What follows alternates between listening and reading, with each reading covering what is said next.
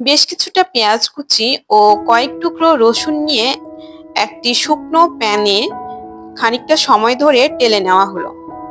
পেঁয়াজ ও রসুনগুলাকে টেলে নেওয়ার পর এর মাঝে অ্যাড করা হলো তেল। এইবার তেলের সাথে আরো কিছুটা সময় ধরে পেঁয়াজ ও রসুনগুলাকে খুব ভালো মতো ভেজে নেওয়া হলো। এইবার একে একে অ্যাড করা হলো গরম মশলা। কয়েকটা আস্ত গরম মশলা, তেজপাতা, দারুচিনি ও এলাচ এবং লবঙ্গ দেওয়ার পর আরো কিছুটা সময় ধরে মশলার সাথে ভেজে নেওয়া হলো। অ্যান্ড বাই দ্য ওয়ে, আজকের রান্নাটা আমার হাজবেন্ড করছিল, তো আমি পাশ থেকে দাঁড়িয়ে এর ভিডিও ক্লিপগুলো নিচ্ছিলাম। তো এনিওয়ে, মশলাগুলো দেওয়ার পর তেলের সাথে আরো খানিকটা সময় ধরে ভেজে নেওয়া হলো। এই ভাজার ফলে মশলা থেকে খুব সুন্দর একটা স্মেল বের হবে। মশলাটা ভাজা হয়ে গেলে এর মাঝে অ্যাড করা হলো হাফ কাপ পরিমাণ পেঁয়াজের পেস্ট।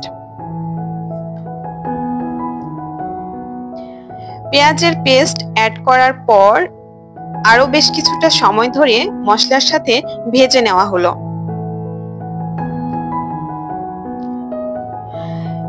দেওয়া হলো আদা বাটা, হাফ চামচের মতো আদা বাটা এর মাঝে দেওয়া হলো। আরো অ্যাড করা হলো 1 চামচের মতো রসুন বাটা। এইবার পেঁয়াজ ও আদা রসুনের পেস্ট দিয়ে খুব ভালো মতো মশলার সাথে কষিয়ে নেওয়া হলো। একে একে অ্যাড করা হলো গুঁড়া মশলা। দেওয়া হলো 2 চামচের মতো লাল মরিচের গুঁড়া,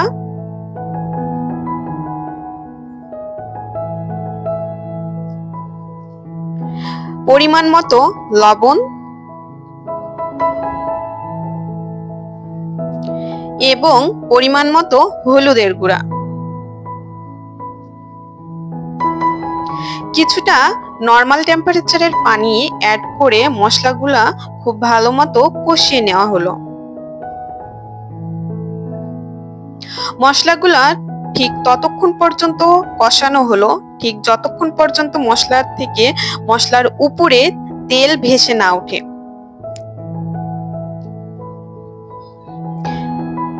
বেশ খানিকটা সময় ধরে মশলা খুব ভালো মতো কষিয়ে নেওয়া হলো।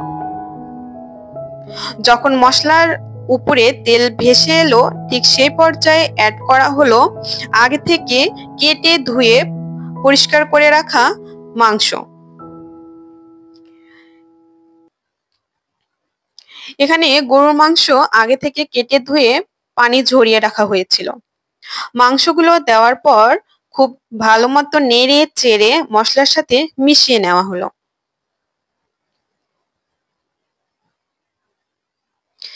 অ্যাড করা হলো সেই বানানো স্পেশাল মশলা।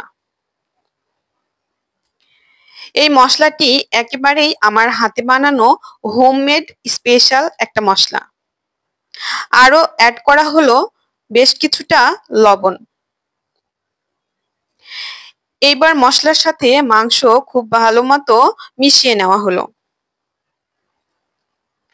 নেড়ে চেড়ে উল্টে পাল্টে কষিয়ে নেওয়া হলো।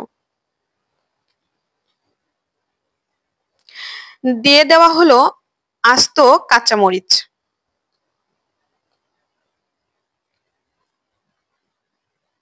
বেশ কয়েকটা আস্ত কাঁচামরিচ দিয়ে আরো খানিকটা সময় নেড়ে চেড়ে কষিয়ে নেওয়া হলো।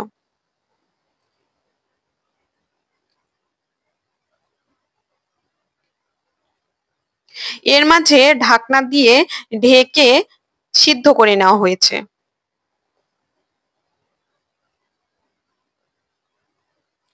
কয়েকবার ঢাকনা তুলে বারবার নেড়ে চেড়ে উল্টে পাল্টে সিদ্ধ হয়েছে কিনা চেক করে নেওয়া হয়েছে। এই পর্যায়ে অ্যাড করা হলো জিরার গুঁড়া।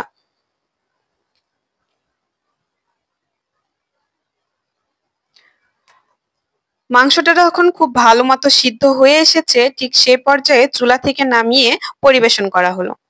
আজ এখানেই বিদায় নিচ্ছি। আল্লাহ হাফেজ।